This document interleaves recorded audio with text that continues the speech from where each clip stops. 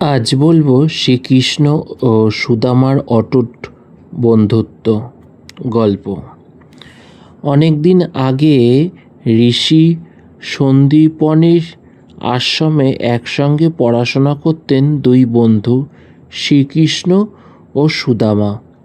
একজন ছিলেন যাদব বংশের রাজপুত্র আর অন্যজন ছিলেন দরিদ্র ব্রাহ্মণের সন্তান। কিন্তু তাদের বন্ধুত্বের ধন সম্পদ বা সামাজিক অবস্থানের কোনো ভেদাভেদ ছিল না। একদিন গুরু তাদের বনে কাঠ কুড়োতে পাঠালেন। হঠাৎ প্রবল ঝড় বৃষ্টি শুরু হলো। চারদিক অন্ধকারে নেমে এলো। দুজনে ভিজে গেলেও তবু একে অপরের হাত শক্ত করে ধরে সারা রাত একটি গাছের নিচে দাঁড়িয়ে রইলেন। পরদিন গুরু তাদের খুঁজে পেয়ে খুব খুশি হলেন এবং আশীর্বাদ করলেন, তোমাদের বন্ধুত্ব চিরদিন অটুট থাকুক। বছর কেটে গেল। শ্রীকৃষ্ণ হয়ে উঠলেন দ্বারকার মহারাজা, আর অন্যদিকে সুদামা অন্যত্র দরিদ্র জীবন কাটাতে লাগলেন। অনেক দিন এমনও গেছে যখন তারা পরিবারের জন্য পর্যন্ত খাবার জোটেনি। একদিন সুদামার স্ত্রী বললেন, তুমি তো শ্রীকৃষ্ণের শৈশবের বন্ধু, তার কাছে একবার যাও, তিনি নিশ্চয়ই তোমাকে সাহায্য করবেন। সুদামা বন্ধুত্বর কাছে কিছু চাইতে লজ্জা পাচ্ছিলেন, তবুও স্ত্রীর অনুরোধে তিনি রওনা হলেন। বাড়িতে দেওয়ার মতো কিছুই ছিল না। অনেক কষ্টে সামান্য চিড়ে জোগাড় করে একটি ছোট্ট কাপড়ে বেঁধে তিনি উপহার হিসাবে সঙ্গে নিয়ে নিলেন।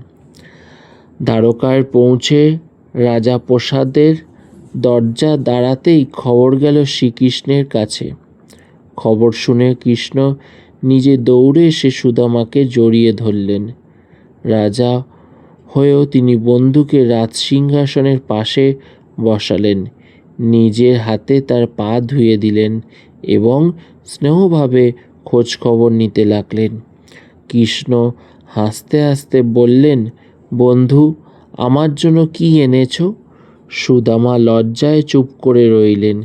কৃষ্ণ নিজেই তার কাপড়ের পুঁটলি খুলে সেই সামান্য চিড়ে বের করলেন। তিনি আনন্দের সঙ্গে তা খেতে শুরু করে দিলেন।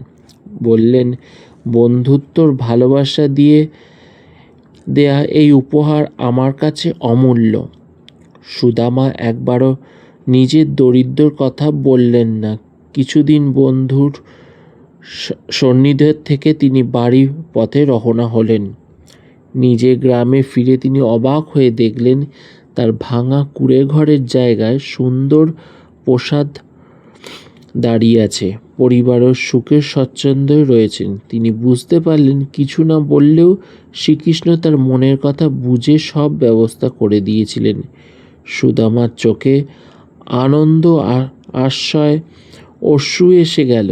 তিনি মনে মনে প্রার্থনা করলেন, হে কৃষ্ণ, তুমি শুধু ধন সম্পত্তি ও দাওনি, সত্যিকারের বন্ধুত্ব ও ভালোবাসার মূল্য শিখিয়ে দিয়েছ। সত্যিকারের বন্ধুত্ব কখনো ধন সম্পদ বা অবস্থানের উপর নির্ভর করে না। আন্তরিক ভালোবাসা এবং ভক্তি নিঃস্বার্থ সম্পর্কে জীবনের সবচেয়ে বড় সম্পদ। হরে কৃষ্ণ, রাধে রাধে। বন্ধুরা, গল্পটা যদি ভালো লাগে তাহলে লাইক, শেয়ার, কমেন্ট করে দেবেন। কেমন লাগলো কৃষ্ণের গল্প, শ্রীকৃষ্ণ ও সুদামার অটুট বন্ধুত্বর গল্প।